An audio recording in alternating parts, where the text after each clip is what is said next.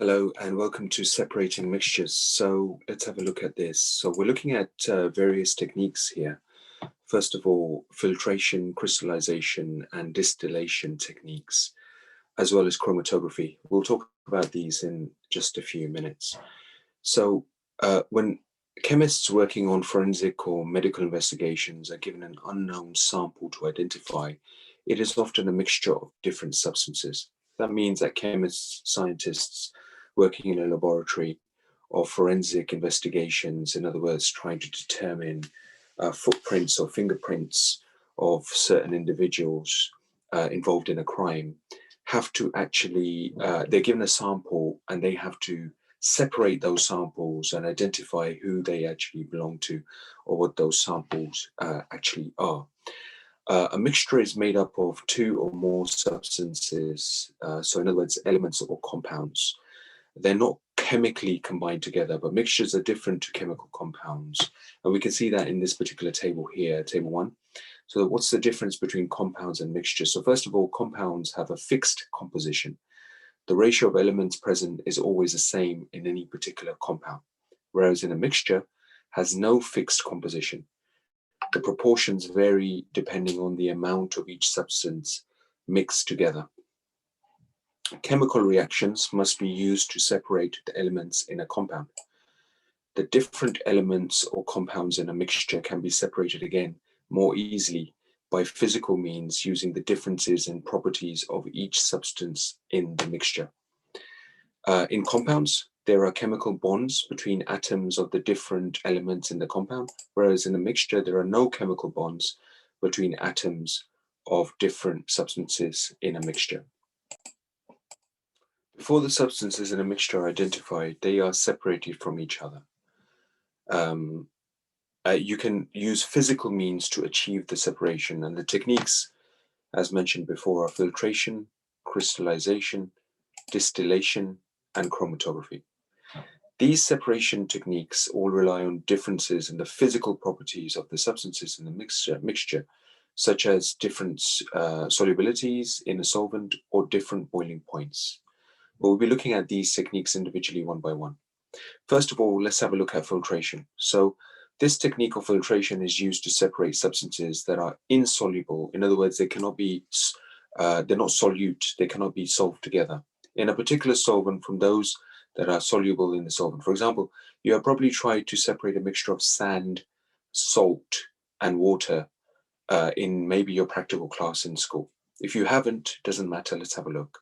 The sand that you collect on the filter paper, so you have a filter paper, you collect it in the sand, that can be washed with distilled water to remove any salty solution left in the sand. The wet sand is finely dried in a warm oven to evaporate any water off and leave the pure dry sand.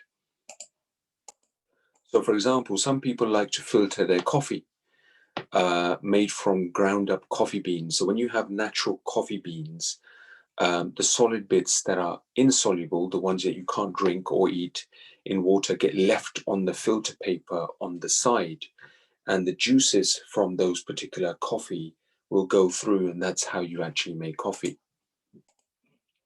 Whereas in crystallization, which is the second technique, if you were to obtain a sample of pure salt from a salt solution following filtration, you would need to separate the sodium chloride in the solution from the water. You can do this by evaporating the water. So whatever solution you have left after filtration, you can basically just heat it up. And when you heat up this particular solution, that will then create liquid separately and small crystals, which will be left over. And that will basically be your salt. So heating should be stopped when the solution is at the point of crystallization. This is when small crystals first appear around the edges of the solution, or crystals appear in a drop of solution extracted from the dish with a glass rod. The rest of the water is then left to evaporate off the saturated solution at room temperature. Distillation is slightly different. Crystallization separates a soluble solid from a solvent, but sometimes you need to collect the solvent itself instead of just letting it evaporate off into the air. For example, some countries with a lack of fresh water sources, they purify seawater to obtain fresh, usable water. And distillation allows us to do this. And there are some huge distillation plants, or desalination plants, we call them, around the world, especially in countries in the Middle East like Israel, Saudi Arabia, and the UAE, United Arab Emirates, whereby they don't have access to fresh water. So they have to pump in water from the sea and desalinate and distillate that particular water to actually get the water, fresh water, across. So when you actually heat the water, a solution is heated and boiled, so the water actually evaporates.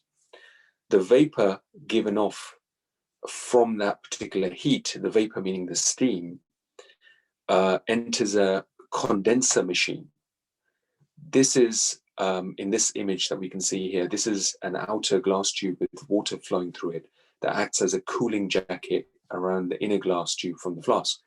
Here, the hot vapor is cooled and condensed back into a liquid for collection in a receiving vessel, and this in turn will be fresh water. I hope that clarifies the 4 different techniques that we've got here, separating techniques, separation of mixtures. Do by all means go back and read the images thoroughly again one more time, just to get a basic knowledge of what separation techniques actually mean in chemistry. Thank you.